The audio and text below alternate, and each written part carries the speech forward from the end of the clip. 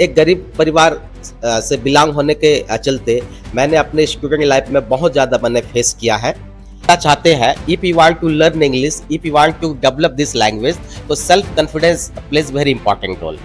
कभी ऐसा समय आया क्या कि आपको लगा हो कि ये मुश्किल है, इसे छोड़ देना चाहिए? फिर आपने खुद को कैसे मोटिवेट किया? वैसे काफ़ी ज़्यादा मैंने फेस किया है, ऐसे डिस्ट्रिक्ट लेवल हो या एक एक बड़े सिटी में जाकर भी वहाँ के बच्चों लोगों को मैं अपना जो एक्सपीरियंस है, अपना शिक्षा है, मैं दे सकूँ। संघर्ष से सफलता की जो राह है वो आसान नहीं होती, लेकिन कुछ लोग अपने जुनून और मेहनत से मिसाल कायम कर देते हैं। देवभोग विकासखंड के टिकरापारा के रहने वाले सुरेश कश्यप, जिन्होंने बिना कोचिंग से खुद से अंग्रेजी सीखी और आप बच्चों को स्पोकन इंग्लिश सिखा रहे हैं। हमारे साथ कश्यप जी हैं, हम उनके सफ़र के बारे में बात करेंगे। सबसे पहले आपका सीजी पब्लिक टीवी में बहुत बहुत स्वागत है। बहुत बहुत धन्यवाद आपके सीजी पब्लिक टीवी को। सबसे पहला सवाल कश्यप जी, जब आपने खुद से अंग्रेजी सीखने की जो ठानी, तो आपके सामने कौन सी बड़ी चुनौतियाँ थी?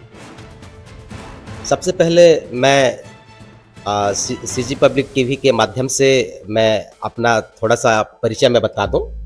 मेरा नाम सुरेश कुमार कश्यप है और मैं टिकरापारा का रहने वाला हूँ। तहसील देवभोग, जिला गरियाबंद, छत्तीसगढ़ का निवासी हूँ। और सबसे पहले मैं अपने बैकग्राउंड के बारे बता दूँ।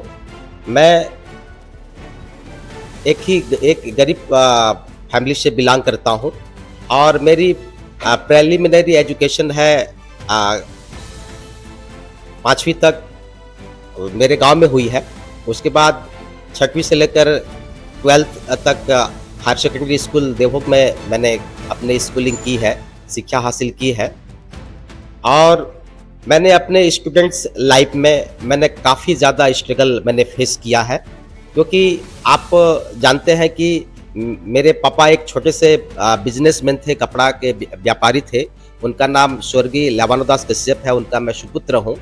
और एक गरीब परिवार से बिलोंग होने के चलते मैंने अपने स्टूडेंट लाइफ में बहुत ज़्यादा मैंने फेस किया है।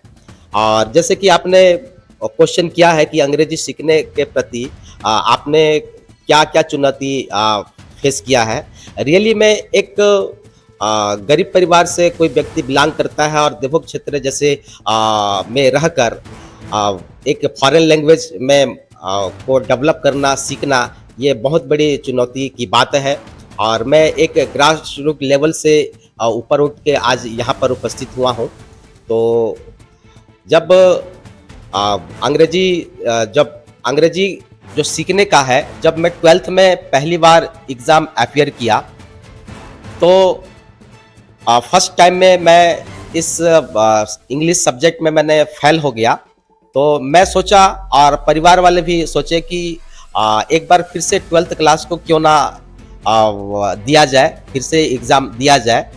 तो फिर से मैंने एग्ज़ाम दिया, तो पास तो हुआ, लेकिन मुझे 2 या 3 मार्क ग्रेस मार्क के रूप में मुझे मिला।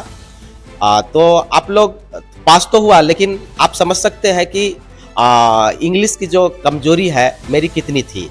तो अचानक मेरे मन में ऐसा सवाल आया, एक मेरे दिलो दिमाग में एक बैठ गया और मैंने सोचा क्यों इस कमजोरी को मैं एक हथियार बना लूं। और मैं धीरे धीरे इसके प्रति मेरा एक जुनून सवार होता गया। और मैं उस समय उस पीरियड में ऐसा कोई इंस्टीट्यूशन नहीं था, ऐसा कोई कोचिंग सेंटर नहीं था, ऐसा कोई टीचर नहीं थे जो मुझे टीच कर सके और स्पोकन इंग्लिश बोलने के प्रति मुझे कोई कॉन्फिडेंस दे सके। तो ऐसा उस समय कोई माहौल नहीं था उस टाइम में। 98-99 की बात है। तो मैं इस लैंग्वेज के प्रति मेरा जुनून बढ़ता गया, मेहनत करता गया। और सबसे पहले उस समय तो ऐसा कोई मेरे पास कोई सुविधा नहीं थी, कोई ग्रामर पुस्तक भी नहीं थी। हाँ, मेरे क्लास की जो 10th की 12th की ग्रामर बुक थी और एक डिक्शनरी था, तो उसी को मैंने स्टार्ट किया और डिक्शनरी के माध्यम से मैंने पूरे वर्ड्स पावर को पहले इम्प्रूव किया। तो हम जानना चाहते हैं कश्यप जी, आपने कौन सी ट्रिक अपनाई कि बिना कोचिंग से आप अंग्रेजी सीख पाए? हाँ, मैं जब मेरे पास ग्रामर बुक था और आपका वर्ड्स पावर के लिए डिक्शनरी था, तो सबसे पहले मैं एक ट्रांसलेशन मेथड के चलते ग्रामर बुक में जैसा रहता है, जैसे हम टेंस के रूप में लेते हैं कि जैसे मैं जाता हूँ, मैं आ रहा हूँ, तो उसको मैं पूरे ग्रामर को मैंने क्लियर किया, उसको स्टडी किया और उसको ट्रांसलेशन मेथड से उसको करता गया और उसी को मैं जीवन में यूज करता गया और फॉलो करता गया और आज इसी पद्धति से मैं बच्चों लोग को भी पढ़ाता हूँ। कभी ऐसा समय आया क्या कि आपको लगा हो कि ये मुश्किल है, इसे छोड़ देना चाहिए? फिर आपने खुद को कैसे मोटिवेट किया? वैसे काफ़ी ज़्यादा मैंने फेस किया है, ऐसे बहुत सारे चुनौती को मैंने फेस किया है। वैसे कई बार मेरे दिल में ऐसा भावना उत्पन्न हुई है, लेकिन मेरे पास और कोई विकल्प नहीं था मेहनत करने के अलावा, तो मैंने कंटिन्यू प्रैक्टिस जारी रखा अपना स्पीकिंग को है और लोगों के अच्छे जो इंग्लिश जानकार लोग हैं उनके पास जाकर भी मैंने बात चालू किया, बात करता था और प्रैक्टिस करता था और प्रैक्टिस करते मेरी कॉन्फिडेंस भी आगे बढ़ती गई। आपकी नज़र में अंग्रेजी सीखने के लिए सबसे ज़रूरी क्या है? शब्दावली, ग्रामर या आत्मविश्वास? वैसे आत्मविश्वास तो होना चाहिए। जब तक आत्मविश्वास नहीं होगा, self confidence is the most important thing. और स्वामी विवेकानंद कहते हैं कि the person who doesn't have any confidence he is not a man. जिस आदमी के पास यदि विश्वास नहीं है तो आदमी ही नहीं है। तो यदि आप अंग्रेजी सीखना चाहते हैं, if you want to learn English, if you want to develop this language, तो self confidence plays very important role. और दूसरी बात, किसी भी भाषा को सीखने के लिए ग्रामर का रोल तो बहुत ज़्यादा होता है। जब तक आपका ग्रामर की नॉलेज अच्छी नहीं होगी, ग्रामर क्यों, ग्रामर मतलब एक प्रकार की रूल है ना, तो जब तक आपकी ग्रामर अच्छी नहीं होगी तो आपके लैंग्वेज में कैसे क्लैरिटी आएगी। जैसे हम बोलते हैं मैं जा रहा हूँ मतलब इसको यदि हम टेंस के अनुसार, ग्रामर के अनुसार यदि हम देखेंगे तो मैं जा रहा हूँ मतलब आई एम गोइंग। ग्रामर के नियम के अनुसार मैं मतलब होता है आई के साथ क्या जुड़ता है, एम, इज तो नहीं जुड़ेगा ना। तो ये ग्रामर का रूल है, तो ग्रामर का नियम भी हमको जरूरी है। और उसके बाद रही बात, आपने कहा कि वर्ड्स पावर, बिना वर्ड्स पावर के आप कैसे बोल पाएंगे।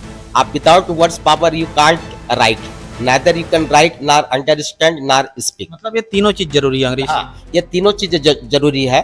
तो ग्रामर जितना इम्पोर्टेंट है और वर्ड्स पावर तो और उससे ज़्यादा इम्पोर्टेंट है। और हाँ, और आपका यदि इस लैंग्वेज में यदि आप रही बात स्पोकन इंग्लिश की, स्पोकन इंग्लिश के लिए और कोई दूसरा ऑप्शनल नहीं है।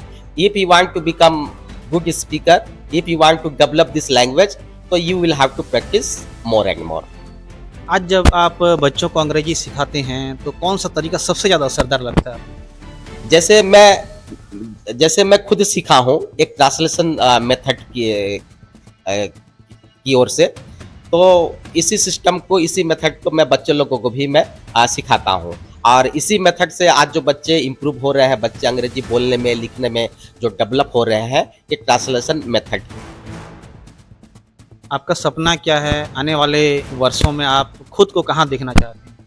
हाँ, वैसे तो मैं काफ़ी सालों से, मैं 2004-5 से इस क्षेत्र में लिली स्पोकन इंग्लिश के नाम से क्लास मेरी चल रही है और मैं काफ़ी सालों से मैं यहाँ के बच्चों लोग को मैं सेवा दे रहा हूँ, इंग्लिश के प्रति उनको जागरूक कर रहा हूँ और काफ़ी सारे बच्चे आज काफ़ी अच्छा इंग्लिश बोलते हैं, काफ़ी अच्छा लेवल पे है। और मैं चाहता हूँ कि जो मेरा जो सपना है, मेरा जो इच्छा है कि एक अच्छे लेवल के रूप में एक डिस्ट्रिक्ट लेवल हो या एक बड़े सिटी में जाकर भी वहाँ के बच्चों लोगों को मैं अपना जो एक्सपीरियंस है, अपना शिक्षा है, मैं दे सकूँ। ये थे सुरेश कश्यप, जिन्होंने अपनी सच्ची मेहनत और आत्मविश्वास से ये साबित कर दिया है कि अगर आपके पास सच्ची लगन है, मेहनत है, तो कुछ भी संभव है। उनका ये सफ़र न केवल प्रेरणादायक है, बल्कि हमें ये भी सिखाती है कि शिक्षा केवल किताबों तक सीमित नहीं होती, बल्कि इसे सीखने की इच्छा ही सबसे बड़ी ताकत होती है। ये बातचीत आपको कैसे लगी कमेंट में ज़रूर बताइए। मैं आदित्य बेहरा, आप देख रहे हैं सीजी पब्लिक टीवी। मिलते हैं अगले विशेष साक्षात्कार में। नमस्कार।